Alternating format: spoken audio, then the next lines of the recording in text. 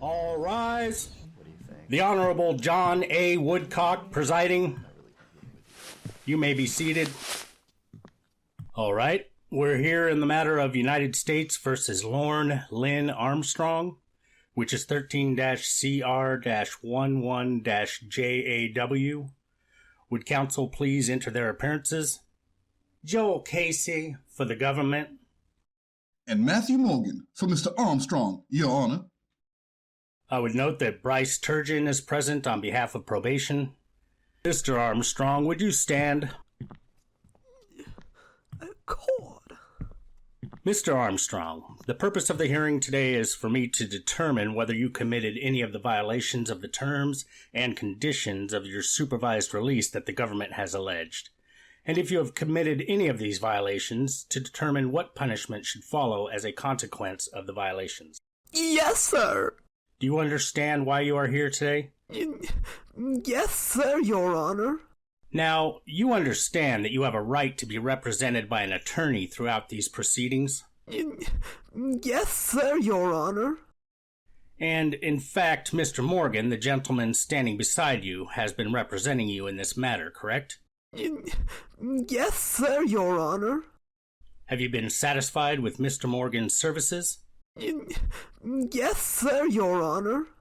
And do you authorize him to act and speak for you throughout the course of these proceedings? Yes, sir, Your Honor.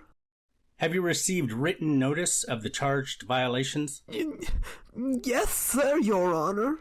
Have you had an opportunity to discuss the charges with your attorney? Yes, sir, Your Honor.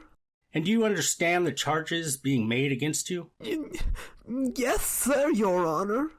I've been informed in advance that you wish to admit violations 1, 2, 3, and 5. Is that correct? Yes, sir. Your Honor, I do. Before you do so, I'm going to ask the prosecutor to stand up and set forth the evidence that the government would bring to bear if the matter were to go to a formal hearing. I'm going to ask that you carefully listen to what Mr. Casey has to say, and after he is finished, I'm going to ask you whether you wish to have a hearing on whether you committed these violations, or whether you wish to concede that you committed the violations I listed. Do you understand what's going to happen? Yes, sir, Your Honor. You may be seated. Mr. Casey? Your Honor, according to the petition filed by the U.S. Probation Office on July 25, 2019, the U.S. Probation Office alleges, with respect to the first charge, that Mr. Armstrong violated Standard Condition Number 7, which requires him to refrain from excessive use of alcohol. According to the petition, the evidence of that violation would come in the form of the testimony of representatives of the U.S. Probation Office who observed Mr. Armstrong in an excessively intoxicated state on September 15, 2015 and October 7, 2015. Next, the U.S. Probation Office charges that Mr. Armstrong violated the special condition requiring him not to use or possess drugs or alcohol. Evidence of this charged violation would come in the form of testimony of representatives of the U.S. Probation Office who would testify that on May 4, 2017, July 26, 2017, October 4, 2017, April 16, 2019, June 28, 2019, and July 24, 2019, they came into possession of evidence that Mr. Armstrong used or possessed alcohol on those days.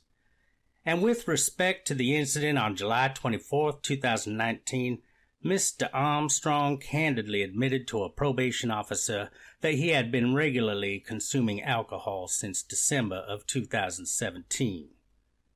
Next, the U.S. Probation Office charges a violation of the special condition requiring that the defendant submit to remote alcohol monitoring.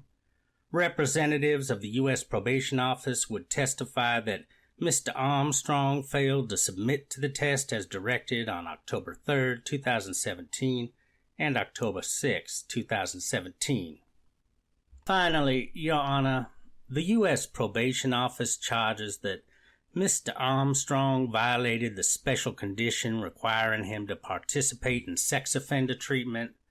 Representatives from the U.S. Probation Office and his sex offender treatment provider would testify that Mr. Armstrong was suspended from his sex offender treatment program on July 25, 2019, for withholding information regarding his alcohol use. As the court indicated, the government and the probation office anticipate that Mr. Armstrong is going to admit to each of these violations and that the probation office is asking the court to allow it to withdraw the fourth charged violation. Thank you. Thank you. Mr. Armstrong, would you stand again? Court. Do you understand you have a right to a hearing to contest these charges? Yes, sir, Your Honor. Do you understand that at the hearing, if the government calls witnesses, you would have the right to have questions asked of them and to object to evidence that they may offer? Yes, sir, Your Honor.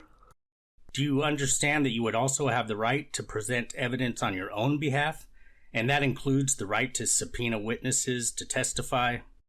Yes, sir, Your Honor. Do you understand that if you admit these charges, there will be no hearing on the charges? Yes, sir, Your Honor. Do you understand that by admitting these charges, you will be subject to penalties? Yes, sir, Your Honor. And those penalties may well include spending more time in prison? Yes, sir, Your Honor. Do you understand that if you concede you committed these violations, the only remaining issue will be what punishment to impose? Yes, sir, Your Honor. Mr. Armstrong, do you wish to have a hearing on whether you committed these violations, or do you wish to concede you committed them? I wish to concede that I committed them, Your Honor. Thank you.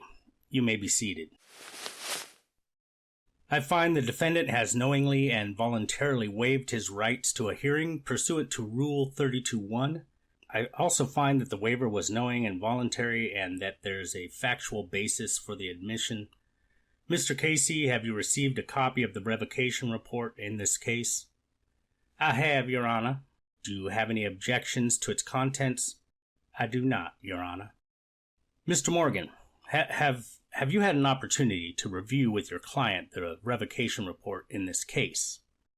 Yes, Your Honor. And does he have any objections to its contents? We have some disagreements about the sentence, but nothing in terms of the guideline recommendations, if that's what the court is asking. No, I'm asking about the contents of the report, and I'll get to the guideline calculations in a moment. Okay. We have disagreements with probation's characterization of his access on the internet for vindicating himself as it's put in the report. We haven't gotten to the details of this case yet. I'm sure we will. But he was on a national television program called To Catch a Predator. I can't. I'm sorry. I'm having trouble hearing you. So is the court reporter... That's why I'm supposed to wear this. I apologize. He was on a television program called To Catch a Predator, Your Honor. That has caused him some unfortunate notoriety. I believe that it's probation's position that he has participated in that notoriety in a way that is denying acceptance. And Mr. Armstrong does not agree with that characterization of the facts. But in terms of the alcohol violations and his suspension from treatment, those things that he admitted, he has no disagreement with the facts in the report. Let's see what we're talking about here. So are you talking about on page 6, the third paragraph, talking about the May 4, 2017 anonymous email? Yes, Your Honor. That's the part of what he disagrees with. Okay. Here it says, of note, the United States Probation Office has received several anonymous emails from individuals who believe Armstrong was a predator and wanted to see him incarcerated. Armstrong additionally continued to engage with these individuals, attempting to vindicate himself. Armstrong also attempted to make money by selling items involved in his conviction, i.e. shirts and mugs, online. His behavior was being addressed in treatment as it was not conducive to his progress in sex offender treatment, since he would not accept any culpability in his case. What is that? Have I read what is in controversy here? Yes, Your Honor. In part, what it is that these emails are being sent indicating that Mr. Armstrong is, quote, still a predator. There's been no proof of that. Probation doesn't assert it, but the fact that those emails are even mentioned demonstrates his concern that he's trying to vindicate himself on the internet by responding to people on YouTube channels. Whether right or wrong, somehow is something that should be considered as an aggravating factor for the court. Well, it sounds like that's not a little disagreement. We have a fairly significant disagreement on that aspect. Not on the alcohol consumption, but on his actions that are listed as I've described. So as I understand it, he was, on October 18th, 2007, he traveled in interstate commerce with the intention to engage in illicit sexual contact with a person he had met online, who he thought was Kyla, a 13-year-old minor, and it was actually an undercover sting. He'd left Tennessee and then he traveled to Bowling Green, Kentucky, when he was arrested. He then pleaded guilty to that charge and was sentenced to 60 months and placed on incarceration and was placed on supervised release for life. And he ultimately found his way to Maine. It strikes me that the charge number 5, which is the defendant shall fully participate in sex offender treatment, is in part related to whether he's involved in the conduct that I've just read about. So how does counsel wish to proceed? Is there disagreement here about the facts that the court should consider, or are these facts not relevant as far as the prosecutor is concerned? Your Honor, may I check with the probation office? Your Honor, I apologize for the delay. It may take a couple of minutes for defense counsel and the probation office to sort through this issue. If we could have a brief recess, that might be productive. Sure. So this is the revocation report interweaves 2 issues, and the first issue is ongoing alcohol use and his inability to control his alcoholic or alcohol intake. And the second, from my perspective in looking at it, was his, I'd say, flirtation with sexual misconduct. And the first is, as I've indicated, I just read aloud the characterization that the United States Probation Office made about his attempts to vindicate himself, at least in the probation office's words. But then on October 8th, 2018, there was an anonymous email that reported that he was attempting to arrange for an unknown female to send him sexually explicit pictures through the mail so probation would be unable to find the images. And then the next day, he admitted that he had requested the images, and he also admitted purchasing a smartphone without permission. And then he's ultimately placed on computer monitoring restrictions. It says his internet access was not reinstated due to the risk he posed to the community based on his unwillingness to stop engaging with women whom he had never met online and that their ages were unknown. And then on March 20, 2018, the mental health and substance abuse counseling was terminated because he'd made minimal progress. And then there's this business about March 28, 2018. Armstrong had no significant reactions to the polygraph, but disclosed after the examination he had other people access the internet for him as he was prohibited from using the internet, and he would have females who he met online and had never met, I guess that means personally, call him and make changes to his YouTube account on his behalf once or twice per week, which violated the computer and internet monitoring condition. So my concern is, obviously, how much of this is he admitting? What is he denying? And whether it matters for purposes of what I do on the revocation. So I'm going to direct counsel to try and respond to those questions for me. Court will stand in recess.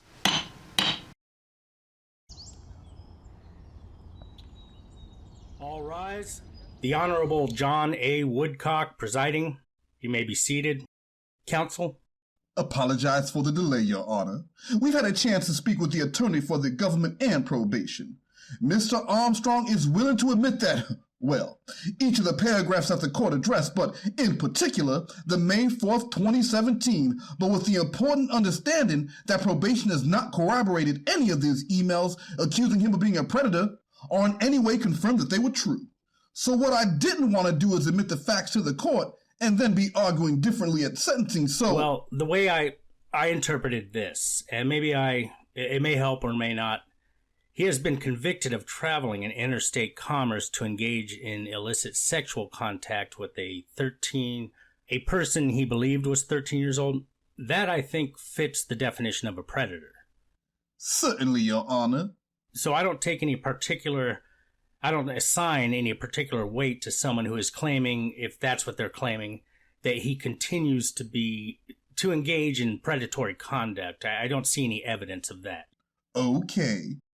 Although there is a suggestion that he is flirting with it. But what I still think that if someone who maybe watched this show and took it upon themselves to anonymously send an email to the probation office saying, we think he is a predator because he was caught in a show that was designated to catch predators, that's sort of tautology. Exactly. Understood. Okay?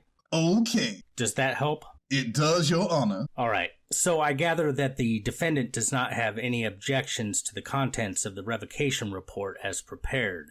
No objection, Your Honor. The court makes the following guideline calculations. The grade of violation is C, the criminal history category 1. The guidelines range is 3 to 9 months. The statutory range is 3 years. The term of supervision is life. The $100 special assessment has been paid in full. Is there any objection to these findings on the part of the government? No, Your Honor. On the part of the defendant? No, Your Honor. You may be seated. Mr. Casey, would you like to be heard on sentence? I would. Thank you, Your Honor. Your Honor, in this case, the U.S. Probation Office is recommending that the court sentence Mr. Armstrong to a term of imprisonment of 6 months, to be followed by a lifetime term of supervised release with all of the conditions set forth in the revocation report. Your Honor, Mr. Armstrong was released November 5th, 2012, and it appears from the report that he made it almost 3 years before he started letting alcohol interfere with his life again. Notably, in the presentence report from his Kentucky case, he acknowledged that he might have a problem with alcohol and that he'd be amenable to treatment. So we have that level of self-awareness. Well, I don't know about that. What he said in the presentence report as I read it was he had begun consuming alcohol when he was 20. He last drank alcohol a couple days prior to his arrest on October 18th, 2007. He described himself as someone who drank socially and indicated Budweiser Light was his drink of choice. He indicated he typically drank beer on the weekends and would drink to the point of intoxication if he was upset. He expressed that he believes he has a borderline problem with his consumption of alcohol, but he feels he would benefit from treatment from alcohol abuse. He denied any history of blackouts and he denied any history of drug abuse. So I think he's sort of had it both ways back at when, in the presentence report, he was a social drinker, but he realized that maybe he had a problem and maybe he didn't. I'm not so sure I'd characterize it the way you did, that he recognized he had a problem. I think he was equivocating back then. Understood, Your Honor. Well, he certainly expressed that he was willing to undergo treatment back then. Right. Which is something that there's no indication of that now. Not only is there no indication of that, but he's covering up his drinking, and when confronted about it, he's lying about it. He's even lying during polygraph examinations about it. And this is what ultimately led him to being removed from sex offender treatment, because he couldn't even be honest in sex offender treatment about his drinking, and ultimately I saw them as interrelated. He was, and it's hard to know. I mean, I don't know Mr. Armstrong, but it's very hard to know how much of his online conduct and his inappropriate, I would say, online conduct with females is related to his drinking, and how much of that does he drink and then he lowers his inhibitions and go online and do foolish things, or does Is the alcohol unrelated to his acting out online? The way that I read the report, Your Honor, and in my discussions with the probation office, my sense is that the sex offender treatment provider believed that, as a general matter, consuming alcohol and lying about it is counterproductive to sex offender treatment. Well, of course, because as you mentioned, alcohol reduces inhibitions. And whether the result of that reduced inhibition is that you go online and try to entice a young girl, or whether you get drunk and go down to the park and, try to entice a young girl, the problem is alcohol reduces inhibitions, and that is counterproductive to successful sex offender treatment. So that, my sense is that's why the sex offender treatment provider kicked him out of the program. Because not only was he using alcohol, but he was lying about it. I think that the probation office has a lot of hard-working, professional, committed officers who are willing to work with Mr. Armstrong, but he's got to be honest with them. And he needs to be honest with them, Your Honor, because not only is it conducive to his treatment and recovery, but the probation office has an obligation to protect the public, and they cannot have a sex offender drinking excessively, lying about it, hiding it. They can't have somebody like that out walking the streets or cruising the internet because it puts people in danger. And I think that's why, the primary reason why, the probation office is recommending a term of further imprisonment for Mr. Armstrong. They want to get his attention because up to now, I don't think that Mr. Armstrong has fully recognized the problem that he has with alcohol and the problem that alcohol causes for his treatment as a sex offender and his mental health. And they're hoping that this further term of imprisonment will get his attention. They are hoping that when he comes out of prison, he will recommit himself to complying with all the terms of supervised release and working with them on what I think everybody sees as a significant alcohol problem. And if he continues to lie about it and continues to drink alcohol, I think sadly for Mr. Armstrong, he's going to end up spending longer and longer periods of time in prison. Because we can't have this. And the sooner that Mr. Armstrong comes to the terms with that and works on his alcohol issues and fully commits to sex offender treatment, I think the better for all of us. So, Your Honor, the government endorses what probation is recommending here. I think that 6 months for a first revocation is, given the facts of this case, is a measured and appropriate sanction for Mr. Armstrong. And hopefully it will be enough to get his attention and get him to change his ways and start working with the probation office. All right, thank you. Thank you, Your Honor. Mr. Morgan? Thank you, Your Honor. Lorne is requesting a different sentence than probation. I'm sure that doesn't surprise the court. He has been in custody for about 2 months now. He's requested a sentence of 3 months, 2 months to be served through detention, and 1 to be served through home detention. Additionally, he is requesting what was put in the original revocation report, which is a supervised release period of 10 years, and I'll get into the reasons why for both of these. We've already touched on this, so I don't want to labor the point, but the internet notoriety that Lorne has gotten from this case has not been something that he wanted. It isn't something he wants. Probation indicated that he tried vindicating himself. The internet doesn't bring out the best in people, and it clearly has not helped Lorne be successful on supervised release. Well, I'm confused about this. I thought he had restrictions against internet use. Is that not correct? He did have restrictions against internet use. There was a period of time when he didn't.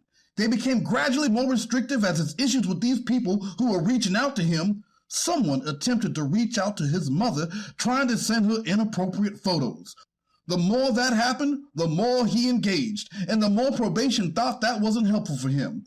And they could be right, but that wasn't Well, I don't think there's any question that they're right. I mean, it's not could be. They are certainly right that it's not very good for him to be engaging all these people on the internet that are trying to provoke him. Understood. I think the natural human reaction sometimes is for people to defend themselves, and the internet is a terrible place to try to have that conversation with someone. So to the extent that is held against Lorne, I'd ask the court to also balance it for mitigating purposes as well. That he didn't ask for these people to become interested in him. Well, what about his use of the internet to try and contact women? So I believe that the court is referencing the fact that he tried starting relationships with people whose ages were unknown. Probation hasn't indicated that these were minors. There'd be nothing wrong. Well, they say they don't know the ages of the people. Understood, Your Honor. Mr. Armstrong does not agree that any of them were minors. Probation hasn't done anything. Does he know the ages? He believes that he does. He's met... Well, how do you know the ages of anyone you're dealing with on the internet? Well, Your Honor, I don't know, but I don't either. Yeah. Ultimately, he's not seeking out minors, and his internet use was being monitored by probation. When the phone that he purchased, he was told he wasn't allowed to have it, he immediately turned it over, and nothing was found on the phone that he wasn't allowed to have. So there's nothing that says he isn't allowed to have adult relationships. Well, I mean, it says here, probation office received an anonymous email reporting that Armstrong was attempting to arrange for an unknown female to send him sexually explicit pictures through the mail so that probation would be unable to find the images. Stupid to do that. That's correct, So he's going around probation. He's trying to avoid monitoring by probation, and that does not speak well for him. I can't disagree with that. That's an aggravating factor for sure. That was the reason that Magistrate Division, or one of the major reasons, he refused to let Lorne back out when he had a detention hearing. So I can't disagree with the court about that fact. What I want to do is just make the point that this internet following he has is not something that he's asking for. It's something that he wishes would go away. Well, the easy way to make it go away is to not engage. I think that's easier said than done for some people, Your Honor. Why? But I agree. I think that he feels the need to let people know that he is no longer a predator because there's been no evidence that he is. And the more he's accused of this, it's a bad cycle for him. Look, he's not going to get anywhere arguing with people on the internet. Nope. It's only going to provoke them. It's only going to make them continue to bother him and pester him. And the more he goes on the internet, the more vociferous and persistent they're going to be. He's got to stop using the internet. I don't disagree with the court. I think convincing him of that... Well, I'm not trying to convince him through you of that because it's not doing him any good. He's going to spend more time in jail. Understood. And Attorney Casey indicated that he felt probation didn't feel they had Lorne's attention yet. They certainly have Lorne's attention now, Your Honor. He's lost his job as a result of this conviction. That's why he fought so hard to get released. His mother is having to care for the animals he has at home. He stands to lose a trailer that he owns on a small piece of land in Somerset County. He doesn't have a lot in life, and because of what he's done, he stands to lose it. So he's... Well, I mean, I feel sorry for him, but he's not the victim of his own crime. Understood, Your Honor. I'm trying to just let the court know that some of the factors to take into account when sentencing Mr. Armstrong. In any event, the case, from Lorne's perspective, is largely one about alcohol abuse. I understand the court has addressed other issues. He was released back in 2012 and went 3 years without any kind of violations. He's gone 4 years, and there have been a series since that 3 years for 4 years where he had alcohol violations. There's been no indication that he's had any contact of any inappropriate kind with minors, and probation has been monitoring his internet use. So it isn't the case that there's a big question mark here. They've been watching him. He agreed to every modification imposed by this court for drinking purposes. He didn't follow them every time, but he agreed to the modifications. And Attorney Casey indicated there is no indication of, I believe, alcohol treatment currently. Prior to his arrest, he had given now Officer Shockman, she's not here, but he had given her an AA chip. He had gone 30 days without a drink before arrest. Given his time in custody, he now has 90. So he had been in some form of treatment. His protective custody kept him from entering AA treatment at Dover Foxcroft Jail, or he would have continued to do it there. And in part, this is the reason for the request for some portion of his sentence to be served through home detention so that he could re-enter the AA community in Somerset County. Sorry, I forgot to unmute my microphone. so he could re-enter the AA community in Somerset County, get back into sex offender treatment counseling. Dwayne Hogan has indicated he will take Lorne back after he serves some form of punishment, so people in that group know that there are consequences. And he hopes to be able to get his job back as well. Lastly, again, he's not a man of means. He has empty oil tanks and he needs to get firewood for winter. If he's released in 6 months, that will be January or February. So that's another reason he's asking for some home detention component to his sentence. The last piece is that he is asking the court to impose a period of supervised release of only 10 years afterwards. It's not that he's asking to be rewarded for violating, but that would be the fairest imposition of supervised release. It was originally requested in the initial report, and a couple recent sentences, it's hard to find exactly comparable cases, but Your Honor was involved in the Vincent Graham case, I believe, down in Portland, a sex trafficking case, I believe. He was given 6 years of supervised release, and the most recent U.S. Sentencing Commission report stated... Well, Mr. He doesn't want to serve the kind of time I imposed on Mr. Graham. 26? No, understood, Your Honor. No, Mr. Graham, I don't have an entirely clear recollection, but it was decades in prison. 26 years, I think. 26 years. Yes. In prison. So my thought was that he was going to be relatively old by the time he got out. And a 6-year term of supervised releases was, I don't think it's a very good analogy. Fair. Fair enough. It's difficult to find cases directly analogous to the charge. In any event... The bottom line is I'm not going to reduce his life term of supervised release until he demonstrates that he's not going to violate it. Okay. He's going to be in a lot better position if he minds his P's and Q's, keeps a straight line, doesn't come back to court, doesn't bother probation, basically obeys the directives of probation, doesn't lie to probation officers, stops drinking, stops misbehaving online. If he does all that, and he does it for a sustained period, he is welcome to come back to the court and say, now that I have proven that I don't need supervised release because I've complied with its terms, will you reduce the term? But if he keeps bumping up against the guardrails, then that does not give me any confidence to reduce his term. Understood. Just that... I mean, the onus is on him. Understood. Just so the court knows, the reason for this request was so that he'd have some light at the end of the tunnel. I hear Your Honor's argument, but... Well, the light at the end of the tunnel is based on his compliance, not his violations. Understood.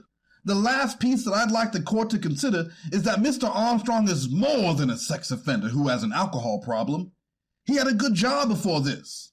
He drove truck for R.C. Moore. He delivered water. He was given free pallets of water, and he would take those to the homeless shelter in Somerset County. He delivered them to family members, his aging aunt and mother. He provided care for them on a pretty regular basis. He has a couple dogs at home that he would like to get back to. He's more than, as I said, a sex offender with an alcohol problem. His mother is here. She would like to address the court. I do apologize. I didn't get this within 3 business days before it was given to me this morning. I've shown it to Attorney Casey. It's a very short letter from his aunt. If there's no objection from Attorney Casey, I just asked if the court would also... I'd submit that. All right. Have you seen this, Mr. Casey? I have, Your Honor. No objection. All right. If I may approach. You may. Thank you. Thank you. All right. I'm going to admit Defendant's Exhibit Number 1 from Aunt Sharon, dated September 30, 2019.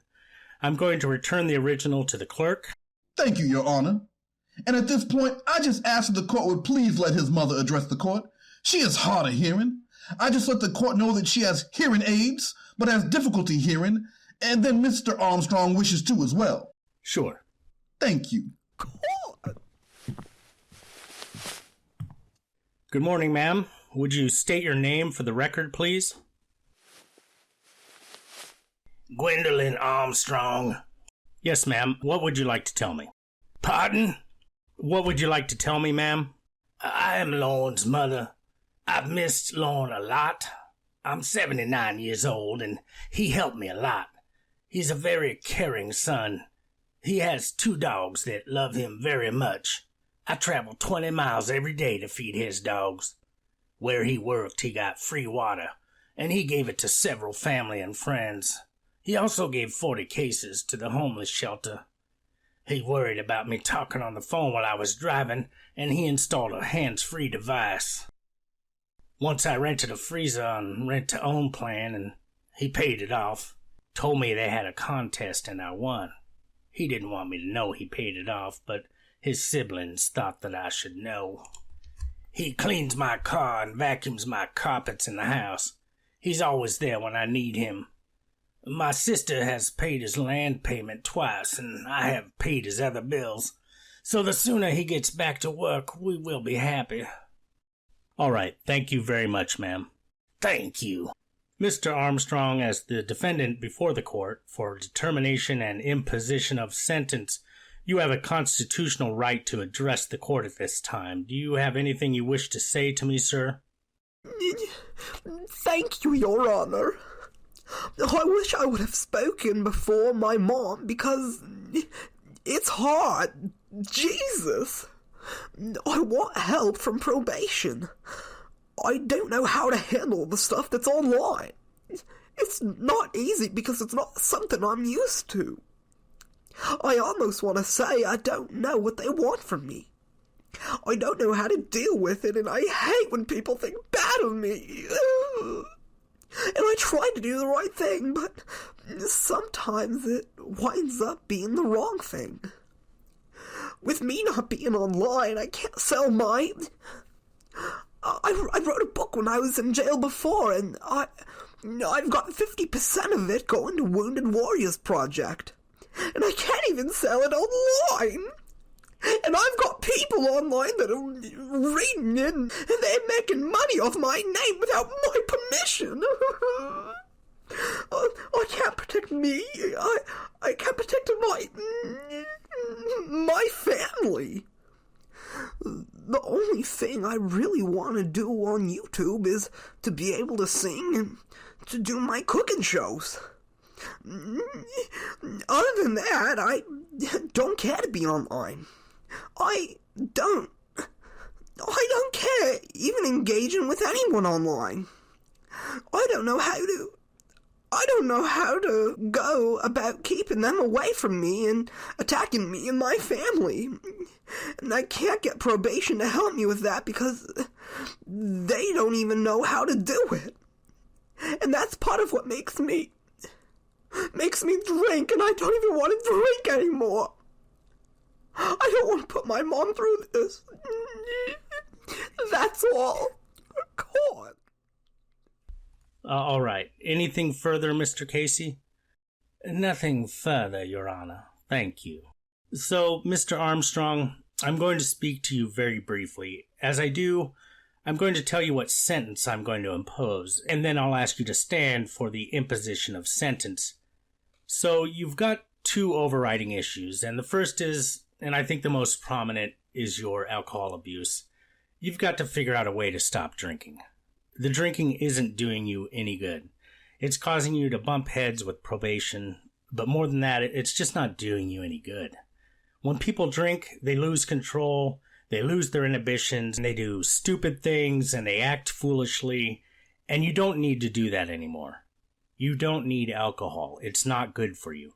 And what you have to do is look in the mirror and accept the fact that you're an alcoholic. You drink too much even when it's not good for you. And you need the help of other people who can guide you away from drinking.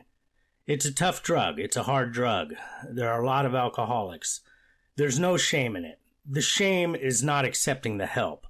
So that's the first thing. You have to confront your alcoholism.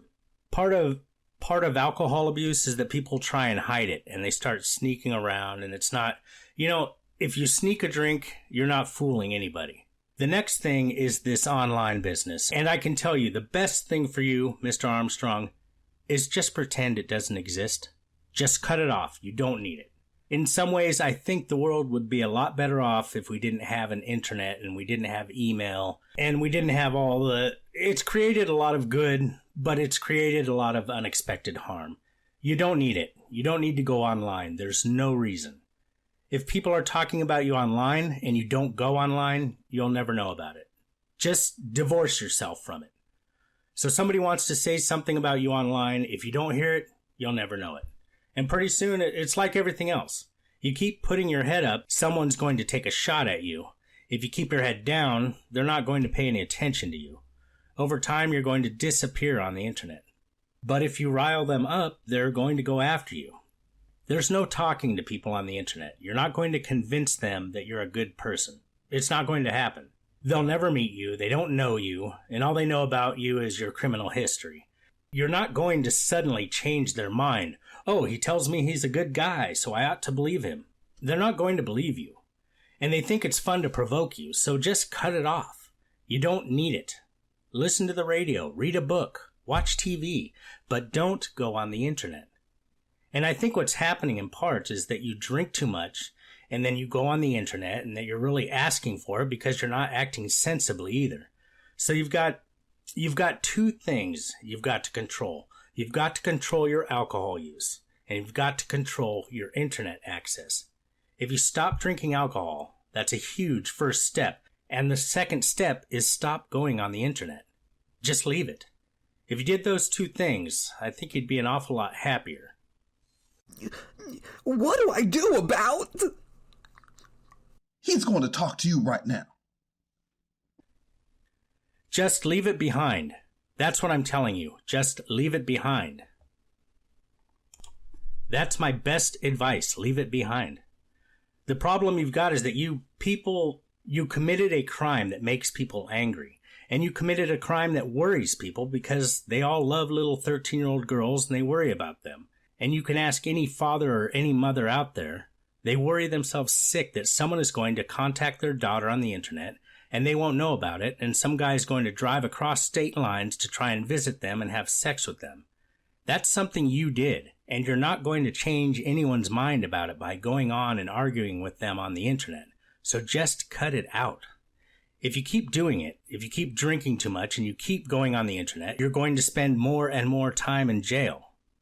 So listen to Mr. Turgeon. He's a very fine officer. He's a good officer. He's a good man. He can help you, but if you start disobeying him and start lying to him, start sneaking around, he's going to turn into a police officer and you're going to be back here, and I'm not going to be happy to see you. Do you understand what I'm telling you? Yes, sir. You'll stand for the imposition of sentence. The defendant is hereby committed to the custody of the United States Bureau of Prisons to be imprisoned for 6 months. The cost of the incarceration fee is waived. The defendant is to be remanded to the custody of United States Marshal. Upon release from imprisonment, the defendant shall be on supervised release for a term of life. The defendant shall comply with the newly imposed standard conditions effective November 1, 2016, and all previously imposed special conditions. The defendant shall also comply with the following additional conditions. 1. The defendant shall participate in mental health treatment as directed by the supervising officer until released from the program by the supervising officer. The defendant shall pay or co-pay for services during such treatment to the supervising officer's satisfaction. 2. The defendant shall not use or possess any controlled substance, alcohol or other intoxicant, and shall participate in a program of alcohol and drug abuse therapy to the supervising officer's satisfaction. This shall include testing to determine if the defendant has used drugs or intoxicants. The defendant shall pay or co-pay for services during such treatment to the supervising officer's satisfaction. The defendant shall not obstruct or tamper or try to obstruct or tamper in any way with any tests. 3. The defendant shall not associate with individuals consuming alcoholic beverages, shall not frequent business establishments whose primary product is alcoholic beverages, and shall not use any medications containing alcohol without permission from the supervising officer or a prescription from a licensed physician. 4. A United States probation officer may conduct a search of the defendant and of anything the defendant owns, uses, or possesses if the officer reasonably suspects the defendant has violated a condition of supervised release and reasonably suspects that the evidence of the violation will be found in the areas to be searched. Searches must be conducted at a reasonable time and in a reasonable manner. Failure to submit to a search may be grounds for revocation of release. 5. The defendant shall participate and comply with the requirements of the computer and internet monitoring program, which may include partial or full restriction of computers, internet, intranet, or internet-capable devices, and shall pay for services directly to the monitoring company. The defendant shall submit to periodic unannounced examinations of his computers, storage media, and or other electronic or internet-capable devices performed by the probation officer. This may include the retrieval and copying of any prohibited data and the removal of such systems for the purpose of conducting a more comprehensive search. 6. The defendant shall fully participate in sex offender treatment as directed by the supervising officer. The defendant shall pay or co-pay for services during such treatment to the supervising officer's satisfaction. He shall abide by all policies and procedures of that program. 7. The defendant shall submit to periodic random polygraph examinations as directed by the probation officer to assist in treatment and or case planning related to behaviors potentially associated with sex offense conduct. No violation proceedings will arise solely on the defendant's failure to pass a polygraph examination or on the defendant's refusal to answer polygraph questions based on Fifth Amendment grounds. Such an event could, however, generate a separate investigation. 8. The defendant shall not associate or have verbal, written, telephonic, or electronic communication with persons under the age of 18, except in the presence of a responsible adult who is aware of the nature of the defendant's background and current offense and has been approved by the probation officer. 9. In addition to any other requirements, the defendant shall submit to testing with a remote alcohol monitoring device that measures breath alcohol content for a period not to exceed 120 days, not to exceed 5 tests per day. Defendant shall pay or co-pay for services directly to the monitoring company to the supervising officer's satisfaction. The defendant shall not obstruct or tamper or try to obstruct or tamper in any way with any tests. During the remote alcohol testing period, the court authorizes the search of the defendant's geographic location and movements by the probation office via the program's equipment. Is there any objection to the terms of supervised release other than the duration issue that counsel raised previously? No, Your Honor. Mr. Armstrong, I must advise you have a right to appeal this revocation of supervised release and sentence if you wish to do so. In order to effectively exercise that right of appeal, you must cause to be filed with the clerk of this court within 14 days of today and not thereafter a written notice of appeal. Do you understand? Yes, sir, Your Honor. I advise you that if you fail to timely file the written notice of appeal, you have given up your right to appeal the sentence and revocation. Do you understand? Yes, sir, Your Honor. If you cannot afford to file the appeal, you can appeal without cost to you, and on your request, the clerk will immediately prepare and file a notice of appeal on your behalf. Do you understand? Yes, sir, Your Honor. Is there anything further from the government? Your Honor, to the extent it needs to be noted on the record, the probation office moves to dismiss charge 4 of the petition. Any objection to the dismissal of charge 4? No, Your Honor. The court dismisses upon motion of the government and without objection from the defendant, violation charge 4. Anything further from the government? No, thank you, Your Honor. Anything further from the defendant? Nothing further. Thank you. The defendant is herewith remanded to the custody of the United States Marshal for the District of Maine in execution of the sentence imposed. Good luck, Mr. Armstrong. Court will stand in recess. All rise.